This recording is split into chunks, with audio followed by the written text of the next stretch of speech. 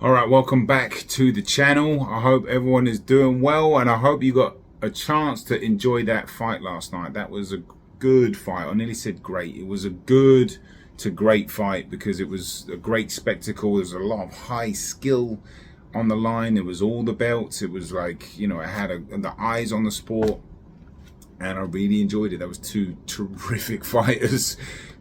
An all-time great in Lomachenko. We'll see what Haney's going to do, but he put up a hell of a fight as well, and there's a lot of back and forth about the cards. We're going to get into that, but before we do that, let's just give these two warriors and spirited fighters the credit that they deserve, because these sometimes, it gets passed by and it's like, man, what they just went through, the training camps and the fight, and on live TV in front of millions of people, on TV in front of thousands of people, it is quite something.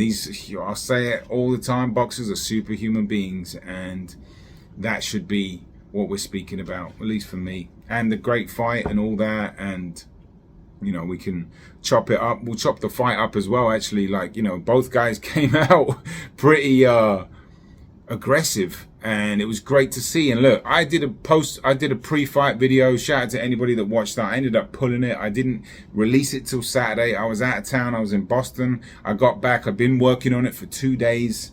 It took me 2 days to make that bloody thing, and it was just the wrong angle. I'll talk more about it later because I don't want to drain up this energy, this video with it, because it was just it's hard to explain. But nonetheless, I was like,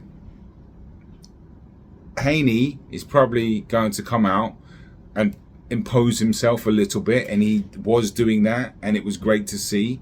In Hatman's Element chat, shout out to you, I was saying that Haney's jab was looking nice. It was better than what it was against Diaz, but he wasn't using it all that much. It was used a little bit in the first half of the fight, but he was using it to back Loma up. And I mentioned that. I was like, when you shoot jabs right to the palm of Loma, when he's got that high guard up here, he just backs up. And when he's backing up, he's less effective. And you have to have a bit of body language and your physicality and flashing the jab here and there. And he wasn't, like I said, using it that much, because that would be exhausting. But that's what T.O. was doing. Jermaine Ortiz did it a little bit. Back Loma up. You got to get him going backwards. And Loma, didn't take him long to put the pressure on, use his footwork, use his IQ intelligence, his movement, and break the seal essentially. But Loma wasn't getting the best work done early on. I actually gave, when I watched the fight, let me talk about scorecards in a bit. Actually, I want to talk about the actual fight. So I actually did score the first first 6 rounds 4-2 to Haney, but then obviously look, there was a couple of swing rounds in there too. Loads of different opinions about the first 6. So this is why you get such kind of off key cards. And then Loma started to figure Haney out in the mid to late rounds. He started landing that straight left and popping Haney's head back. Haney's technique started to falter a little bit towards the back end of the fight. Loma was, coming on strong. Round 10, 11. The 12th was a pivotal one for me. At round 11, I was like, okay, whoever wins this, I was just watching it. I wasn't scoring it the first time. I scored it again this morning, but in my head, it was like, I was just enjoying the fight, and I was kind of, it looked like Haney was doing enough, so that wasn't an accurate reflection of who actually won. But I just thought to myself, whoever wins the 12th is probably going to win the fight.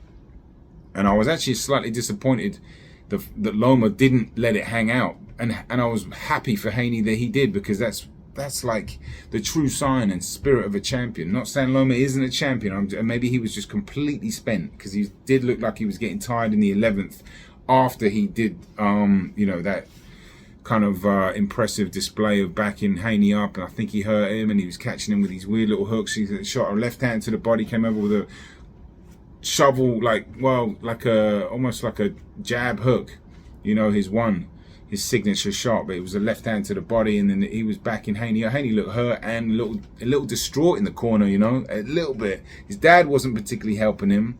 There was much about nothing with those instructions, really. And I was thinking, right, the writing's on the wall here. Loma's going to win this 12th. But fair play to Haney. He came out and he won that. And the commentary team were like kind of waiting for somebody to take the lead and somebody to grab the bull by the horn, so to speak. And it ended up being Haney a little bit. But Max Kellerman gave that round to Lomachenko. That was weird.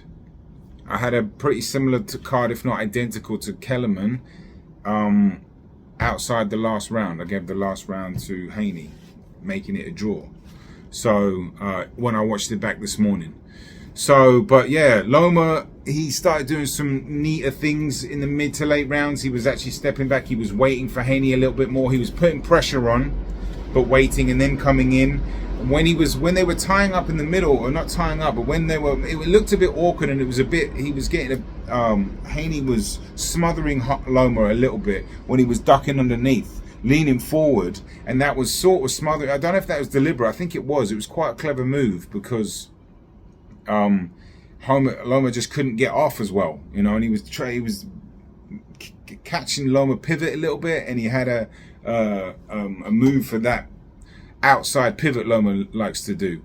But Haney's bodywork was probably the difference, to be honest. There's like a highlight that ESPN showed where all the body shots, there were some vicious body shots landed, and Loma was punching too. And when you're punching and you're catching a body shot, it's way worse. And it was just a beautiful, like, he was doubling up the jab and coming under with like an uppercut shovel hook right to the middle chest area. Yeah, that was impressive. Haney was really, that was, they must have looked at the TO fight. I spoke about that pre-fight where I was like, those body shots were with intent, and that it's hard to keep that up. And I think that's what happened. Haney's technique started to falter a little bit in the back end of the fight. I think I just mentioned that. I can't remember. My memory's so bad, but it's just a really good fight. Let's talk about the scores. So, when I watched the fight, I thought to myself, okay, Haney won that. But again, do not use that as any sort of measuring stick. I was just an enjoyment boxing fan. But as I scored it back, I had it a bit of a draw. Didn't really have a big issue. But it does seem like the general consensus is that Lomachenko won that fight. Even all the pro fighters, and shout out to Chris Andre, best channel. Intelligent dude as well, great dude. He was like, I was chatting to him, and he's like, I've never heard of so many fighters come out after the fight and express that, their honest opinion about, what happened. And there was many fighters that were calling a robbery, really. And I mean, I don't agree with the robbery term. Linares, Jermaine Ortiz, I don't know if Shakur called it a robbery, but like, he had Loma winning 8-4. And Bud, I think he thought Loma won. I've got to double check that, but there was Paulie Malignaggi, Oscar De La Hoya. There were loads of fighters, and some you can take with a pinch of salt, but fighters that are fighting today, you kind of have to pay attention to that, and that was interesting. And not just them. A lot of people I follow on Instagram that are coaches or whatever, they'll put their opinions up. Did seem like everybody really, a lot of people thought Loma won that fight. So he must be disappointed. In terms of him crying in his dressing room, well, he was saying that his son was saying to him, and still, so he probably feels like he's let his son down. It's for the undisputed belts. It's understandable. Do you know what I mean? He's just been in one hell of a fight, and he's a superhuman being. He's an all-time great fighter, and he's still got a lot in the tank. Devin Haney put in a good performance, a great performance, really. They both did, and that's why we should be talking about these fighters. Unfortunately, we're talking about, I don't want to say corruption too much, because that round 10 from Dave Moretti, I mean, what needs to happen is we need to get that guy on in front of a TV, and someone needs to quiz him and go, show me where exactly how you had Haney winning this round, please. Because that was definitely not a Haney round. Nobody on the commentary team, nobody that I saw gave that to Devin Haney.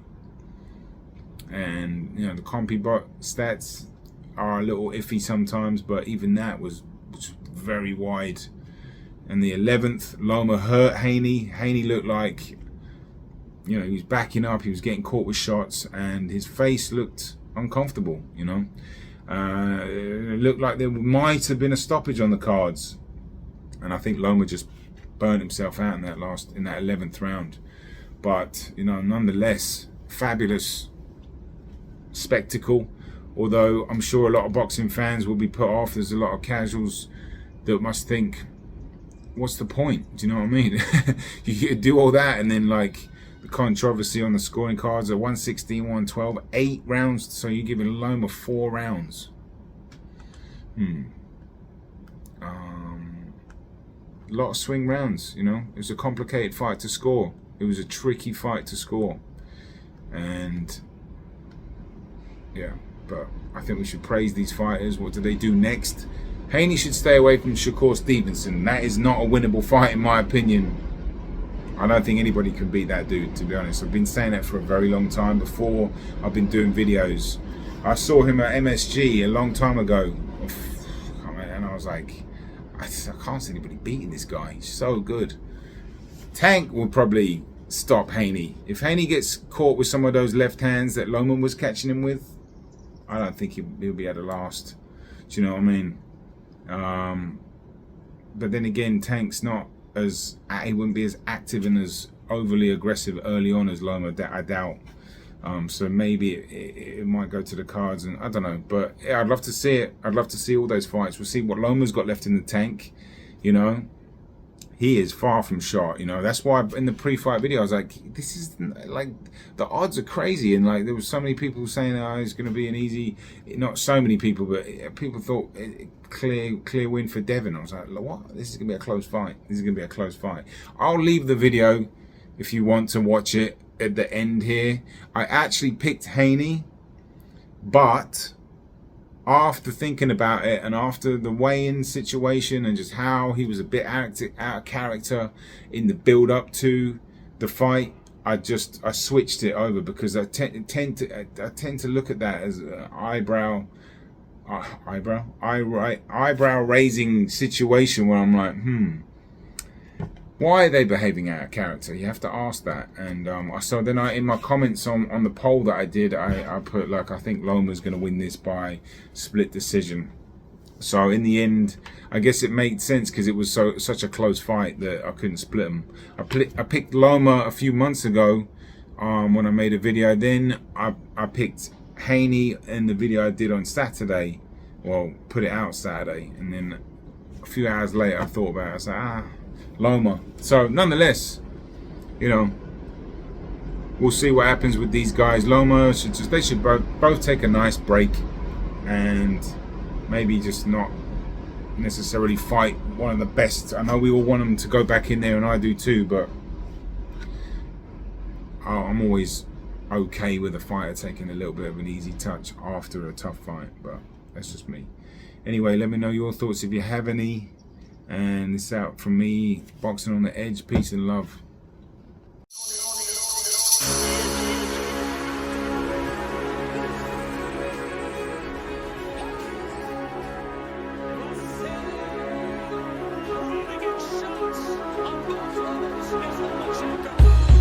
This coming Saturday, the current undisputed lightweight champion of the world, Devin the Dream Haney, takes on former 3-weight division champion and pound for pound #1 Vasil High-Tech Lomachenko.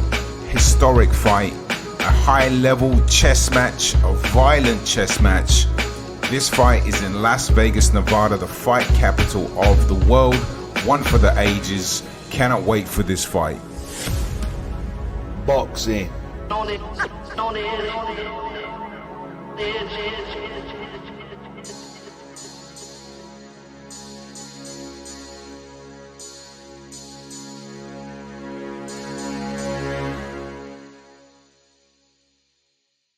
So Devin Haney coming in at 24 years old, 5'9", 71-inch reach. Lomachenko 35 years old, 5'7", 65.5-inch reach. Both coming in the lightweight division limit, which is 135 pounds. Lomachenko with a slight edge in KO percentage. Let's start with the champ. The current undisputed champ, Devin the Dream Haney, coming off 2 magnificent performances against George Kambosos in Australia to become the undisputed champ, retained his titles in magnificent fashion really. He has got one of the best jabs, if not the best jab in the game. A great lead hand. 29-0, 15 KOs, hasn't come close to losing. His closest fight probably was against Jojo Diaz, incidentally enough a southpaw, where he did have trouble landing that jab. More on that later. But Devin the Dream is on the ascendance. He is flying, his confidence is going through the roof. He's looking in tremendous shape. He is looking in tremendous shape. We know he struggled at weigh-ins before, but he is looking strong. Is he going to try to impose his will, as he said pre-fight? It is fascinating. I cannot wait to find out how he approaches this fight.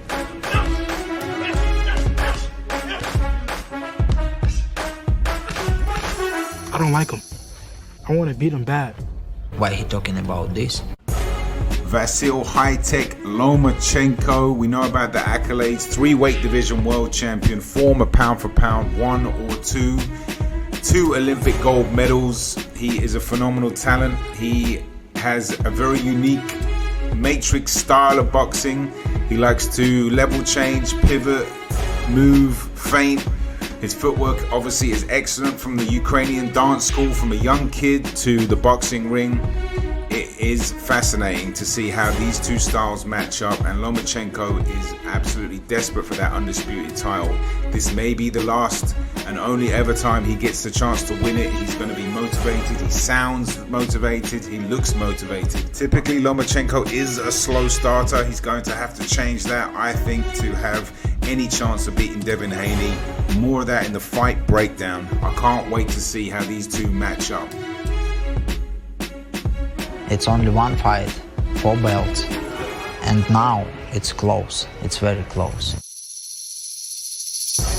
Okay, fight breakdown. First off, just want to say thank you for watching. If you've made it this far, these opinions are just my own. If you have any of your own thoughts and you want to share a comment, hit it in the comment section below. Let's go. Okay, so as I said earlier, Lomachenko cannot afford to give away these early rounds.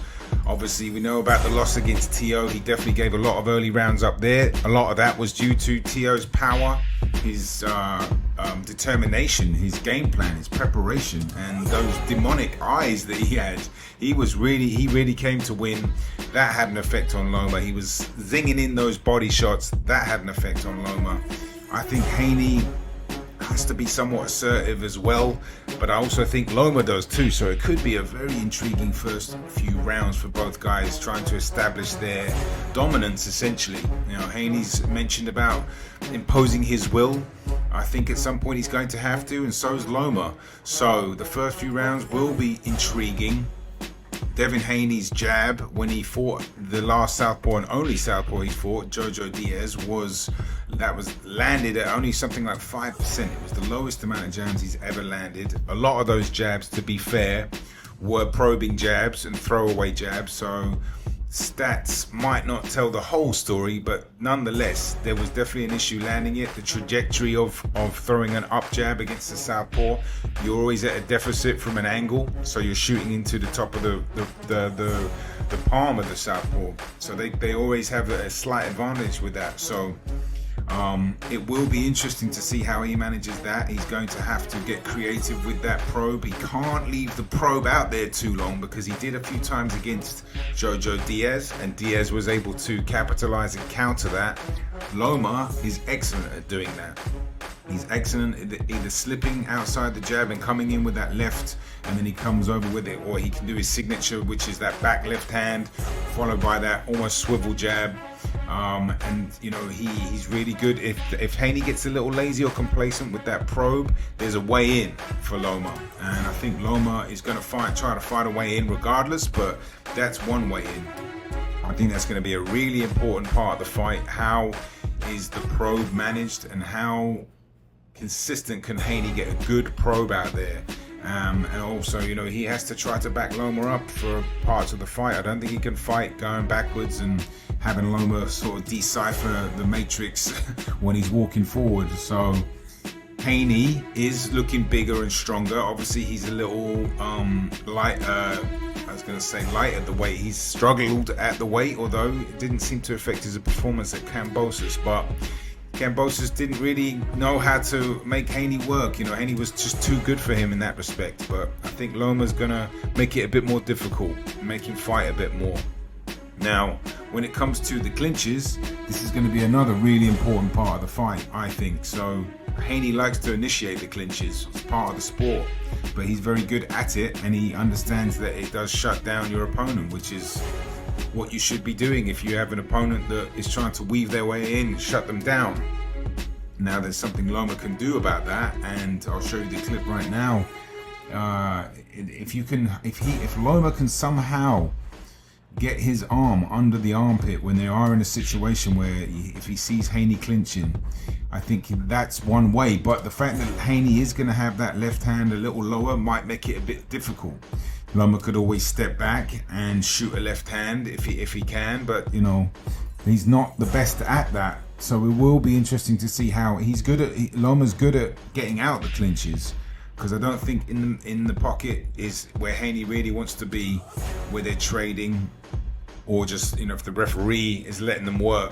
Hopefully we get a good referee and some good judges, but you know, based on what's happened recently, I doubt that's going to happen. But we just want a fair fight, and I made the best man win at the end of the day. But these are the key points for me. Championship rounds too are going to be crucial. Now, I know Loma lost against Tio, but he did come on really strong in those rounds, which we know, and he did against Ortiz too, so he can turn it on when he needs to. Not saying Haney can't, but we don't know as well because he hasn't needed to. So intriguing first part of the fight, intriguing end to the fight. The championship rounds are going to really be the difference for me, because Loma seems very, very dedicated to get that undisputed title. He's going to put everything on the line. I think he's going to really be swarming Devin Haney, particularly at the end. And I just want to see, can Haney go and dig and find another level, because I think he's going to need to. The idea that this is an easy fight, or you know, Loma's like a heavy underdog, or he doesn't have a chance, I don't buy that at all. I think this is a very close fight, and I think it's a 50-50-ish. I'd give a slight favor to Haney, but do not rule out Lomachenko. And given, like I said, the issues that Haney had with Jojo Diaz, particularly late in the fight, will be very interesting to see how it plays out. Now, I personally was picking Loma a few months ago. I made a video about this. I've watched a bit more film. I feel like Haney is coming into his stride. He's just had two magnificent performances. He's sounding confident. He's looking bigger and stronger. And I am now sort of leaning towards Haney ever so slightly. But there are some things that need to happen for that to happen. Like, whether he can hang in there with these championship rounds. I want to see how he's going to deal with that. And I want to see if Loma is going to turn it up a little bit earlier. How's Haney going to deal with that? Because these things are fascinating. I personally think both guys are going to try to come out and be a bit more assertive earlier on, usually more than they are. Haney did it against Diaz a little bit, but Diaz ultimately ended up pushing him back. And the probe is a key point in this fight, where Haney likes to use that to blind his opponent, to measure his opponent, to set up his other punches. But Jojo Diaz was able to time it at times. You know, if the probe gets a little bit complacent, there's ways in, and Loma is actually excellent at finding a way in, either slipping outside of a jab or just following up from a jab. He's very good at doing that. And if Haney's jab isn't on point all the time, there's an entry point there. And I think there's an entry point there anyway for Loma, just in terms of his level changing, his footwork and his craftiness and his just bobbing and he's very tricky. So I think he's going to find a way in, but I think that is one way in for sure. The probe jab will be the key in this fight, and Haney has to keep it consistent for the whole fight. If he does get a bit tired later on in those championship rounds and he's trying to probe, or he's just keeping the jab out there, and Loma's got the determination and whizzes past there, gets on the inside, shuts the clinch down, is able to work like he did against Tio, let his hands go, get some clean shots off. It could be very interesting, but by the skin of his teeth, I'm going to pick Devin Haney by like a split decision. I don't think this fight's going to be a UD at all, maybe a majority, but I'm going to split decision. Devin Haney, I think he's going to retain his belts. I hope we get a magnificent fight. I really do. I think we're going to get a really good fight. It has the ingredients. It's a historic fight, and you know, this will be the last chance for Lomachenko to win the undisputed title, I think. So he's going to give it everything, and I know Devin Haney's going to be prepared, but you know, Jermaine Ortiz was able to deal with a little bit of level changing and a little bit of Lomachenko's movement because they were sparring partners. It might take Devin Haney a few rounds to understand the rhythm. But then again, maybe not, because he's that talented. But either way, I hope both guys come out safely. We get a great fight. Boxing wins, and that's all we can ask for. Do you know what I mean? So I just want to say thank you for watching. Apologies for some of the audio earlier. I'm working on this new system, but I do appreciate anybody hanging in there. And let me know your thoughts and comments below. Peace and love to everybody that made it this far. I'm out of here. See you later.